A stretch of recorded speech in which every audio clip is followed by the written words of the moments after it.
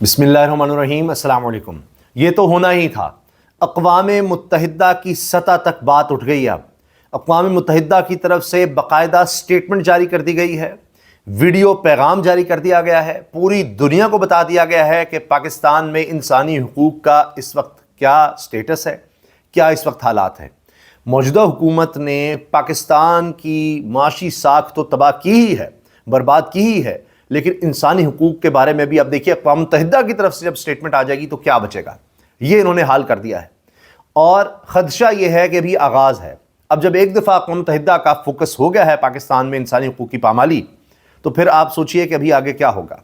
यूरोपीय यूनियन का वफ्द पहले ही पाकिस्तान पर नज़र रखे हुए है। GSP+ स्टेटस ख़तरे में पड़ सकता है और ऊपर से अक़वाम मुत्तहिदा, उससे पहले IMF, हर तरफ से, हत्ता कि SIFC की तरफ से अब यह कह दिया गया है कि बेड़ा गर्क कर दिया है, सत्यानाश कर दिया है।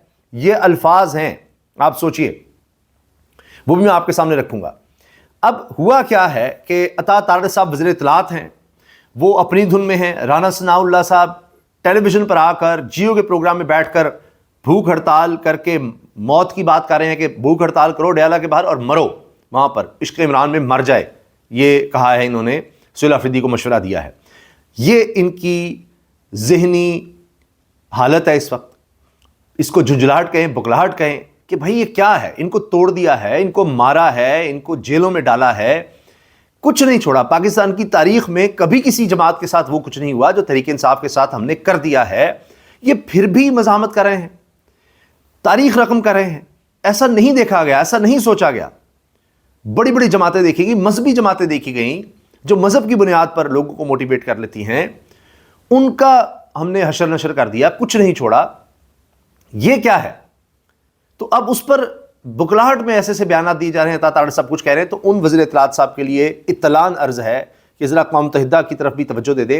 उनके हाई कमिश्नर बराए इंसानी हुकूक क्या कह रहे हैं, फोल्कर तुर्क, वो कहते हैं, पहले मैं उसका उर्दू तर्जमा कर देता हूं, फिर उनके स्पोक्स पर्सन की तरफ से, अक़वाम मुत्तहिदा के स्पोक्स पर्सन की तरफ से जो पूरी दुनिया में वीडियो पैगाम फैलाया गया है, जो प्रेस कॉन्फ्रेंस में उन्होंने गुफ्तगू की है, वो भी मैं आपको सुनवा दूंगा। अब ये मामला इंटरनेशनलाइज हो गया है।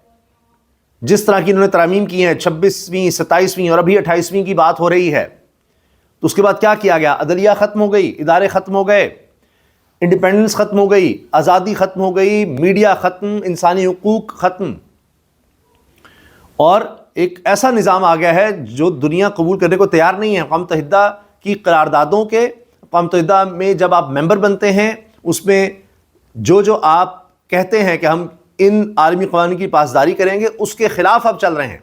ये बेसिक बात हुई है।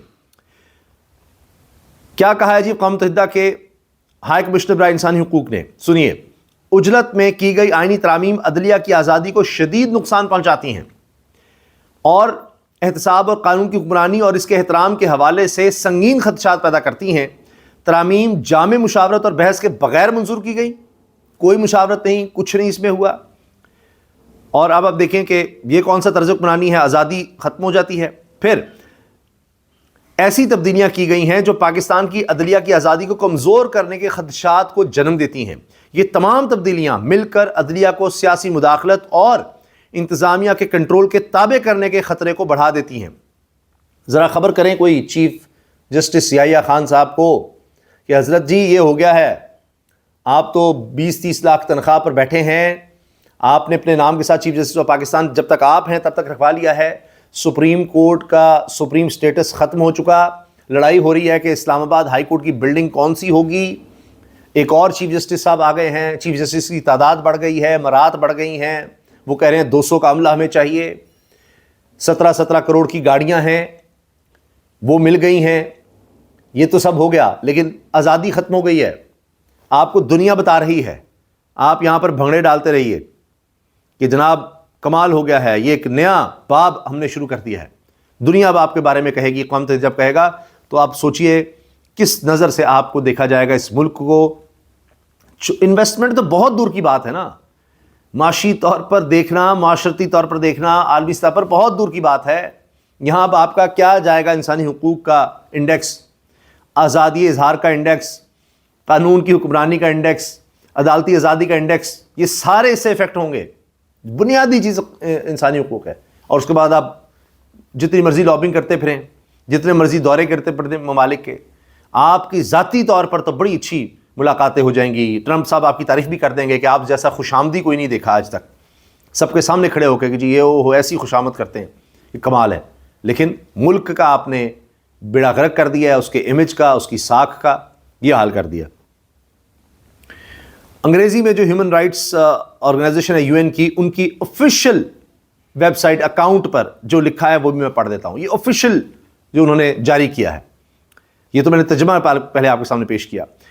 Pakistan's hastily adopted constitutional amendments seriously undermine judicial independence and raise grave concerns about accountability, respect for the rule of law.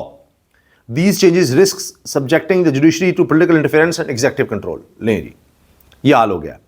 اور تو اور ان کا اب ترجمان کا ویڈیو پیغام بھی سن لیجئے جو انہوں نے جواب دیا, اور اس کا ساتھ ساتھ انگلش ٹرانسلیشن بھی ہو رہا ہوتا ہے. یہ جو hastily adopted constitutional amendments seriously undermine judicial independence and raise grave concerns about military accountability and respect for the rule of law.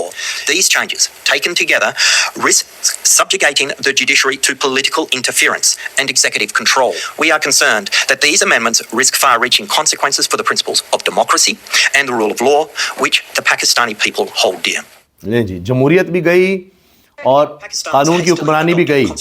یہ وہ بات کر رہے ہیں کہ جی پاکستانی عوام کے لیے جو چیز ضروری ہے, قانون کی حکمرانی ہونا, جمہوریت ہونا, وہ گئی ان ترامیم سے. یہ حال ہو گیا ہے.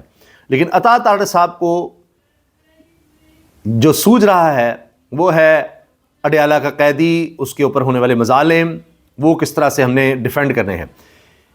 عمران خان سے ملاقات کا مطالبہ غیر قانونی ہے, وہ میگا کرپشن کیس میں سزا یافتہ ہیں. آپ اپنے صوبے پر فوکس کریں. ٹک ٹاک حکومت ہے جو لائکس اور ویوز کے لیے سب کر رہے ہیں. اب مسئلہ کیا ہوا ہے, یہ بکلاٹ کیوں ہے کہ جی وہ ہم نے میڈیا کو کنٹرول کیا ہوا ہے, ہر چیز کنٹرول ہے, لیکن مسئلہ یہ آ گیا ہے کہ جب یہ سہیل آفریدی آتا ہے تو پھر انٹرنیشنل میڈیا بھی یہاں پر آ گیا, رائٹرز آ گیا, رائٹرز نے دنیا کی سب سے بڑی ایجنسی نے اس کو کور کر لیا, الجزیرہ نے کور کر دیا. تو اب یہ تو ویوز آ رہے ہیں, سوشل میڈیا کے لائکس آ رہے ہیں, الیکٹرانک میڈیا کو دیکھ نہیں رہا, اس کو تو ہم اشتہار دیتے ہیں. یہاں کس کس کو کنٹرول کریں.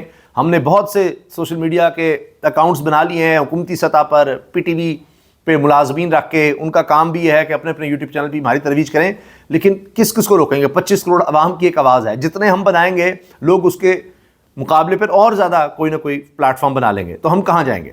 تو وہ جھنجھلاٹ ہے کہ جی یہ جا کر یہ تصویر لیتا ہے خان کی, یہ فلاں کرتا ہے, یہ جناب ٹک ٹاک اور لائکس کی ہے. آپ نے تو پورے ڈپارٹمنٹس بنائے ہوئے ہیں حضور, وہ بھی ذرا دیکھ لیں. تو یہ ان کو جھنجھلاتا ہے کہ میری لیڈر سے ملاقات کرائی جائے. بھائی وہ جیل گیا ہے ایک میگا کرپشن کیس میں, 190 ملین پاؤنڈ کا میگا کرپشن کیس میں سزا یافتہ ایک شخص ہے, آپ کہنے ہماری ملاقات کرائی جائے. وہ 1 روپیہ اس 190 ملین پاؤنڈ میں سے خان یا اس کی اہلیہ کی جیب میں نہیں گیا, سب کو پتا ہے. یہ سرکاری خزانے میں آیا, ادھر سے انہوں نے کہا جی اچھا سپریم کورٹ میں لے جاتے ہیں, وہ ملک ریاض صاحب کدھر ہیں, کیا ہے, پھر کہاں سے یہ سارا کچھ شروع ہوا تھا کیس. وہ بھی انہوں نے زیادہ قیمت پر کس طرح سے نواز شریف صاحب کے بیٹے سے ڈیل کی تھی, ان کے محلات جو خریدے تھے اس پر برطانیہ میں یہ ہوا کہ یہ پیسہ کہاں سے آ رہا ہے جی, ملک ریاض صاحب یہ اتنا مہنگا کیوں خرید رہے ہیں, وہ سب کس طرح سے ہوا. تو بہرحال جانے دیں, وہ ایک لمبی کہانی. بات کرنا بہت آسان ہے. آپ کوئی درخواست لائے جس کے اوپر آپ نے درج کیا ہو کہ جیل مینول یا جیل کے جو رولز ہیں یا جو پاکستان میں رائج قانون ہے وہ آپ کو اجازت دیتا ہے اس ملاقات کی. ایک غیر قانونی نہیں, وہ نواز شریف صاحب کو اجازت دیتا تھا 100-150 پلس بندے کی ملاقات کی, یہاں نہیں دیتا. منگل کو جمعرات کو اجازت ملی, عدالت میں یہ سارا کچھ ہوا, لکھ کر دیا, تبھی تو توہین عدالت کی درخواستیں جا رہی ہیں. اصل میں اب یہی ہے عطا تارڑ صاحب جو بات کر رہے ہیں نا, کہ ان کی جھنجھلاہٹ اور بکھلاہٹ اس بات پر ہے کہ یہ ہائی لائٹ کیوں ہو جاتا ہے معاملہ. رات کے اندھیرے میں بھی لوگ پہنچ جاتے ہیں. اب سہیل آفریدی وزیر اعلیٰ ہے, اس کے خلاف ہم اس طرح آپریشن بھی نہیں کر سکتے کہ اس کو پکڑیں اور گھسیٹیں سڑکوں پر, کہ علیمہ صاحبہ یا ان کی بہنوں کو تو ہم نے گھسیٹا اور ان کی بہن کو, تو اس کے ساتھ کیسے کریں گے. میڈیا مسلسل وہاں پر رہا ہے, اب ہم لائٹس آف کرنا بھی مشکل ہو جائے گا, اور زیادہ ہائی لائٹ جو کہ انٹرنیشنل میڈیا پہنچ گیا تھا, یہ ایک مسئلہ بن گیا ہے. اب رانا ثناء اللہ صاحب کو سنیے, جس پر جشاد اقبال صاحب خود تھوڑا حیران اس طرح سے نظر آئے کہ آپ کو وہ بات بھول نہیں رہی کہ جی اس نے عشق عنوان کا ذکر کیوں کیا. یونٹ کا وہ سربراہ ہے, ہڑتال کرنی چاہیے وہاں پہ, اسے چیف مزے لے رہے ہیں. نہیں چیف منسٹر کو وہاں پہ بھوک ہڑتال کرنی کہہ رہے ہیں. اب آپ مزے لے رہے ہیں کہ جی سہیل آفریدی وہاں پر گیا ہے, اتنے گھنٹے بیٹھا رہا ہے. کہہ رہے ہیں نہیں, یہ شہزاد اقبال نے کہا کہ آپ مزے لے رہے ہیں اس بات پر, اور اس وقت تک ہڑتال کریں گے عشق عمران میں جب تک وہ مرے نہ اس وقت تک یہ بات آپ کو ابھی تک یہ نہیں، عشق عمران میں جب تک مرے نہ سہیل افریدی اس وقت تک اس کو وہاں پر ہڑتال کرنی چاہیے.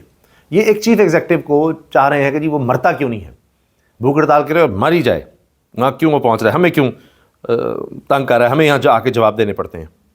یہ ہے میں جب تک وہ مرے نہ اس وقت تک مطلب یہ بات آپ کو ابھی تک شہزاد صاحب رہی کہ عشق عمران کی کیوں بات کی. اچھا. تو شفیع جان جو کہ معاون خصوصی برائے اطلاعات ہیں خیبر پختونخوا میں, وہ کہہ رہے ہیں جی بھوک ہڑتال نہیں کرے گا. شہزاد اقبال کہہ رہے ہیں اچھا آپ کو اس نے جو بات کی تھی کہ عشق عمران میں مرنے کی, تو آپ چاہ رہے ہیں وہ اس طرح سے کرتا کیوں نہیں, یا وہ آپ بھول نہیں رہے. یہ ہے جی.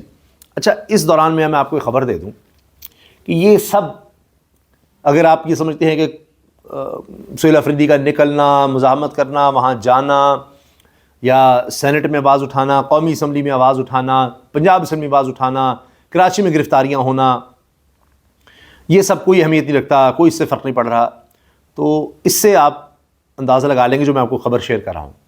جب سہیل افریدی وہاں پر بیٹھے رہے ہیں تو مذاکرات بھی ہوئے ہیں, جیل انتظامی سے بھی ہوئے ہیں, پھر کسی شخصیت کو جیل میں لے جایا بھی گیا ہے, اور جیل میں لے جا کر وہاں پر قرآن پر حلف دیا گیا ہے, ہاتھ رکھ کے حلف دیا گیا قرآن پر کہ جی خان بالکل ٹھیک ہے, اس کو کوئی مسئلہ نہیں ہے.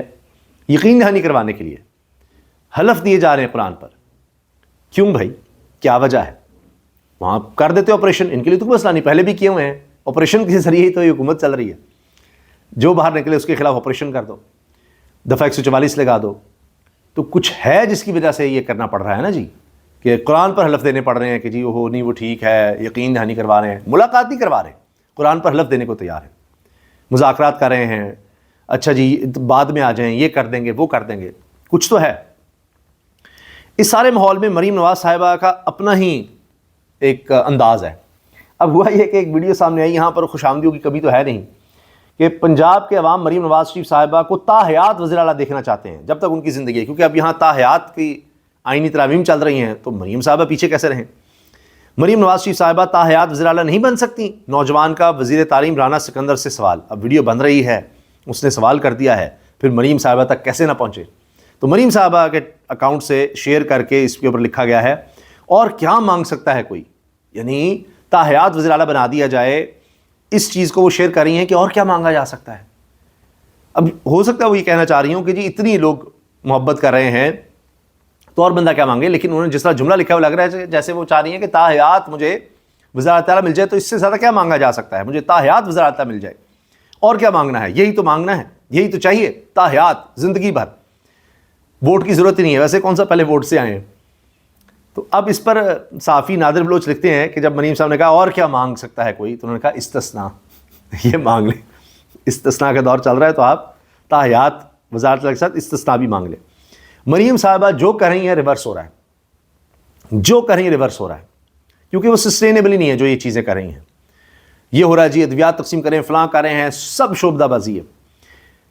صرف چند میں آپ کے سامنے مثال رکھ دیتا ہوں. مثال کے طور پر انہوں نے ہسپتالوں کی آؤٹ سورسنگ شروع کی. پنجاب میں سرکاری ہسپتالوں کی آؤٹ سورسنگ شروع ہوتے ہی ریورس ہونا شروع ہوئی.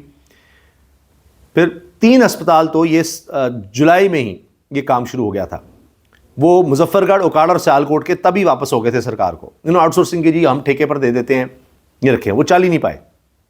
اسی طرح اب ضلع ڈیرہ غازی خان کے 59 آؤٹ سورس کیے گئے سکولز کی آؤٹ سورسنگ ریورس ہوئی ہے. سی ای او کی جانب سے سیکٹری اسکول ایجوکیشن کو مراسلہ بھی بھجوایا گیا ہے. یہ آپ سوچئے, یہ ایک ضلع میں یہ سارا کچھ ہوا ہے ہسپتالوں کے بعد, اور صحافی محمد عمیر نے اس چیز کو شیئر کیا ہے. اچھا اب آ جائیے ان کی کارکردگی پر ایس آئی ایف سی کی طرف سے کیا کہا گیا ہے. پاکستان میں کمائی دولت کا بڑا حصہ یو اے ای متحدہ عرب امارات, آپ کو پتہ ہے یہ سارے اشرافیہ کے آئے تھے, $12.5 ارب ادھر پتہ لگ گئے تھے صرف ریئل اسٹیٹ میں انویسٹمنٹ, اور مسلسل جاری ہے. تو ایس آئی ایف سی نے بتا دیا ہے جی, ان کے کوارڈینیٹر نے لیفٹننٹ جنرل سرفراز احمد, جو کوارڈینیٹر ہیں ایس آئی ایف سی کے, جو ادارہ اسی لیے بنایا گیا ہے special investment facilitation council, investment کے لیے آپ کو سہولت دینی ہے. وہاں بھی یہ پتہ چل گیا ہے کہ پاکستان میں کمائی دولت کما یہاں سے رہے ہیں اور یو اے ای لے جا رہے ہیں. صرف یو اے ای نہیں رک رہے, لندن جہاں ایون فیلڈ فلیٹس ہیں, جہاں نواز شریف صاحب کے بیٹے شہری ہیں, برطانوی شہری ہیں, you a E, London, new York منتقل ہو جاتا ہے. براہ راست غیر ملکی سرمایہ کاری محض 1.2 ارب ڈالر ہے. جب تک مقامی کاروباری طبقہ سرمایہ کاری نہیں کرے گا غیر ملکی سرمایہ کار بھی نہیں آئیں گے. تو غیر ملکی سرمایہ کار تو یو این کو دیکھیں گے کہ وہاں ترامیم جو ہوئی ہیں ان کا کیا حال ہے, وہ اس لیے بھی نہیں آئیں گے. تو اس لیے جناب جب تک یہاں کے لوگ انویسٹ نہیں کریں گے باہر سے کیا آنا ہے. ملک میں گروتھ کا پلان موجود ہی نہیں, مالیاتی صورتحال کا بیڑا غرق کر دیا. ہمارے ذہن میں صرف ٹیکسیشن رہ گئی ہے, کارپوریٹ انکم ٹیکس کم کر کے 25% کرنا ضروری ہے, شرح سود بھی کم ہونی چاہیے. لیفٹیننٹ جنرل سرفراز احمد نیشنل کوآرڈینیٹر SIFC کا کاروباری افراد سے خطاب. پھر یہ بھی انہوں نے کہا ہم نے اپنی مالیاتی حالت کا ستیہ ناش کر دیا ہے, بیڑا غرق کر دیا ہے, ستیہ ناش کر دیا ہے. لیفٹیننٹ جنرل سرفراز احمد صاحب کہہ رہے ہیں کچھ نہیں چھوڑا. یہ ہے جی 4 سال کی کارکردگی موجودہ حکومت کی. پھر 3 تو ابھی حالیہ بیان آ گئے. IMF کو چھوڑ دیں آپ, عالمی مالیاتی ادارے کیا کہہ رہے ہیں, IMF کیا کہہ رہا ہے, اقوام متحدہ کا میں نے آپ کو شروع میں بتا دیا, وہ تو چھوڑ ہی دیجئے نا. اپنے جو چیخ رہے ہیں صرف وہ 3 مثالیں ابھی حالیہ. پہلے تو یہ میں نے آپ کو بتا دیا نیشنل کوآرڈینیٹر SIFC انہوں نے کہہ دیا ہے کہ ہم نے ستیہ ناش کر دیا ہے مالیاتی حالت کا. گورنر اسٹیٹ بینک جمیل احمد وہ بھی انہی کے لگائے ہوئے ہیں حکومت کے. معاشی ماڈل آبادی کے تقاضے پورے کرنے کے قابل ہی نہیں رہا. حکومتی اخراجات پر کنٹرول نہیں, حکومت ایسے پیسے لگا رہی ہے. مریم صاحب ہیں تو وہ کہتی ہیں بیٹھ کر بڑے فقیر انداز میں کہ جی میرے چیف سیکرٹری صاحب کہتے ہیں کہ آپ مجھے ڈر ہے کسی دن جائیں گی اور جہاز سے آپ اربوں روپیہ پھینک دیں گی, کیونکہ وہ اپنا ذاتی تھوڑا ہے, ٹیکس کا پیسہ ہے, اشتہاروں پر اتنا لگا دیا ہے, تقاریب پر اتنا لگا دیا ہے, سیلف پروموشن پر اتنا لگا رہے ہیں, حکومتی اخراجات بڑھ رہے ہیں, کابینہ کی تنخواہیں بڑھ رہی ہیں, جناب یہاں اسپیکر کی گاڑیاں بڑھ رہی ہیں, پنجاب اسپیکر کو مل جائے, قومی اسمبلی اس کی تنخواہیں بڑھ رہی ہیں, سینٹ چیئرمین امیر لوگ ہیں, اشرافیہ میں ہیں, کروڑ پتی ارب پتی لوگ ہیں. پہلی گاڑیاں کروڑوں کی گاڑیاں ہی صرف, لیکن تنخواہ پھر بھی جناب بڑھانی ہے, پورے ہی پڑتی. اسٹیٹ بینک والے چیخ رہے ہیں, گورنر صاحب SIFC کے کوآرڈینیٹر صاحب بول رہے ہیں کہ جی ستیہ ناش ہو گیا, بیڑا غرق ہو گیا. اور مشیر توانائی محمد علی نے بتا دیا ہے, وہ بھی کابینہ کا حصہ ہے موصوف. گورننس کے مسائل سرمایہ کاروں کے اعتماد میں کمی کی وجہ ہیں. گورننس کے مسائل ہیں, گورنمنٹ کے مسائل ہیں, حکومت سازی کے, حکومتی اقدامات کے مسائل ہیں. یہ 4.25 سال کی کارکردگی ہے جی. حامد میر صاحب کہتے ہیں آپ عمران خان کو قید تنہائی میں رکھ کر بلیک میل کرنے کی کوشش کر رہے ہیں کہ آپ نواز شریف بن جائیں, جس طرح وہ ہماری مانتا تھا, لکھ کے ڈیل کر کے نکل جاتا تھا. تو جس طرح اس نے ہماری غلامی قبول کی ہے, جس طرح وہ ڈیلیں کرتا ہے, جس طرح وہ کمپرومائز کرتا ہے, جس طرح اس نے اپنی بیٹی کو وزیر اعظم بنوا لیا, بھائی کو وزیر اعظم بنوا لیا, سمدھی کو نائب وزیر اعظم بنوا لیا, اس طرح کے کام کرو. لیکن وہ نواز شریف نہیں بنے گا, حامد میر کہہ رہے ہیں. لیکن وہ نواز شریف نے, آپ چاہتے ہیں نواز شریف بن جائے لیکن وہ نہیں بنے گا. آپ قید تنہائی میں اس چیز کو رکھ رہے ہیں. یہ حامد میر صاحب نے اپنے وی لاگ میں تذکرہ کیا ہے, یہ سنیں. ہم یہ کہنے پہ مجبور ہیں کہ آپ عمران خان کو قید تنہائی میں رکھ کے اس کی ملاقاتوں پر پابندیاں لگا کر آپ اس کو بلیک میل کر رہے ہیں, آپ اس کو پریشرائز کر رہے ہیں کہ بھائی تم ہماری بات مان لو اور کوئی کمپرومائز کر کے نواز شریف بن جائے. اب بری لگی نا آپ کو میری بات, تو برا نہ منایا کریں. اس لیے نہ برا منایا کریں کہ نواز شریف صاحب جو ہیں انہوں نے ایک کمپرومائز کیا پرویز مشرف کے دور میں, ڈائریکٹ جیل سے نکلے اور جدہ لینڈ کیا. اور دوسرا کمپرومائز کیا انہوں نے جب عمران خان صاحب وزیر اعظم تھے تو ایک عدالتی فیصلے کے ذریعے 2-3 ہفتے کے لیے جیل سے نکلے اور سیدھا لینڈ کیا لندن میں اور واپس نہیں آئے. یہ حقیقت ہے یا نہیں ہے؟ میں نواز شریف صاحب کے اس مطالبے کی حمایت کرتا ہوں کہ 2018 میں الیکشن میں دھاندلی کے ذریعے اور سیاسی جوڑ توڑ کے ذریعے جو جرنیل صاحبان عمران خان کو اقتدار میں لائے ان کا احتساب ہونا چاہیے. نواز شریف صاحب نے اپنے اسٹیٹمنٹ میں ان جرنیلوں کا نام نہیں لیا, میں ان کے نام لیتا ہوں. جنرل قمر جاوید باجوہ کا احتساب ہونا چاہیے, جنرل فیض حمید کا احتساب ہونا چاہیے. ٹھیک ہے, میں ان 2 کے تو نام لے رہا ہوں کیونکہ یہ 2 تھے نا جو مین, اس کے علاوہ بھی 3-4 اور بھی تھے, لیکن ان کا احتساب ہونا چاہیے. لیکن یہ تو حامد صاحب کہہ رہے ہیں, جو نواز شریف کہہ رہے ہیں کریں جی, جنرل باجوہ کا بھی احتساب کریں, فیض کا بھی کریں. فیض صاحب پر ابھی ویسے مقدمہ کوئی اور ہے, ان کا کورٹ مارشل اس والے سے نہیں ہو رہا کہ انہوں نے 2018 کے الیکشن بریک کروائے یا نواز شریف کو انہوں نے سزائیں دلوائیں, وہ سارا کچھ کیا. تو یہ نواز شریف صاحب کا مطالبہ بہرحال ہے. منگل کو PTI کے پورے پاکستان کے پارلیمنٹیرینز, پورے پاکستان سے جی, منگل کے دن تمام پارلیمنٹیرینز چاہے وہ جس بھی جگہ پر ہیں, پارلیمنٹ کا حصہ ہیں, بلوچستان, سندھ, خیبر پختونخوا, پنجاب, اسلام آباد ہائی کورٹ کے باہر احتجاج کریں گے اور اس کے بعد اڈیالہ جیل بھی جائیں گے. وزیر اعلیٰ KP سہیل آفریدی کا اعلان, وہ جی انہوں نے اگلا اعلان بھی کر دیا ہے, تو اب اگلے کی تیاری کریں. ہماری اطلاعات یہ ہیں کہ کہیں نہ کہیں خان کی ملاقات کروا ہی دی جائے گی, مگر مسئلہ اس سے حل نہیں ہونا. مسئلہ کچھ اور ہے. مسئلہ یہ ہے کہ حکومت کسی بھی طرح سے تحریک انصاف کو کوئی سپیس دینے کو تیار ہی نہیں ہے. وہ یہ کہتے ہیں کہ جس دن خان باہر آ گیا, وہ صرف اڈیالہ جیل کے باہر اس نے قدم ہی رکھ دیا, ہماری حکومت گر جائے گی, پورا پاکستان نکل آئے گا, وہیں پر کھڑا ہوگا, وہیں سے اسلام آباد آنے کی بھی ضرورت نہیں پڑے گی، وہ کھڑے کھڑے ہی حکومت گرا دے گا، اتنی دنیا باہر آ جائے گی۔ تو ہم کس طرح سے کمپرومائز کو کر دیں، کس طرح سے ہم کوئی سہولت دے دیں؟ تو تحریک انصاف کو پرووک کرنا ہے، اشتعال دلانا ہے کہ وہ کوئی غیر قانونی غیر آئینی کوئی حرکت کریں، پھر ہم ان پر مقدمات بنا سکیں، ان کی حکومت ختم کر سکیں، گورنر راج لگا سکیں، کوئی بہانہ ہمیں چاہیے۔ تو کسی طرح سے ہم ان کو دیوار سے لگائیں، ان کو مجبور کریں کہ تم کیوں نہیں نکلتے، کوئی لانگ مارچ کرو تاکہ ہم تم پر تشدد کر سکیں، گرفتاریاں کر سکیں، آنسو گیس کے شیل پھینک سکیں، ربر بلٹ چلا سکیں۔ تو کچھ اس طرح کا کام کرو جسے ہم بہانہ بنائیں کہ دیکھا انہوں نے جناب یہاں آئے تھے، یہ کر دیا تھا، وہ کر دیا تھا، یہ کوئی استعفے دیں، نکلیں پارلیمنٹ سے، ہم اور اپنے بندے بھرتی کر سکیں، جو تحریک شریعت سے بھی ہمیں تسلی نہیں ہو رہی، تو یہ سب ہم کریں۔ لیکن حکومت کا پلان تو یہ ہے، اگر تحریک انصاف اس طرف چلی بھی جاتی ہے، فرض کیجئے یہ سارا کچھ ہوتا ہے، تو ابھی میں نے شروع میں جو اقوام متحدہ کا آپ کو بتا دیا ہے، یورپی یونین کا میں بتا رہا ہوں، SIFC کیا کہہ رہی ہے، اسٹیٹ بینک کے گورنر کیا کہہ رہے ہیں، ان کے اپنے مشیر کیا کہہ رہے ہیں، ستیہ ناش کر دیا، بیڑا غرق کر دیا، تو پھر آپ 3.25 سال گزار کے یہ حاصل کر سکیں، تو کریک ڈاؤن کر کے جتنا آپ نے کیا ہے، جو کر سکتے تھے کر لیا، مزید کریں گے تو آپ دیکھ لیجئے گا کیا ہوگا۔ پھر اگلے 4 سال بھی اسی طرح آپ ضائع کر دیں گے، اور پھر بھی اسٹیٹمنٹس اسی طرح کی آئیں گی کہ ستیہ ناش ہو گیا اور بیڑا غرق ہو گیا۔ اللہ حافظ۔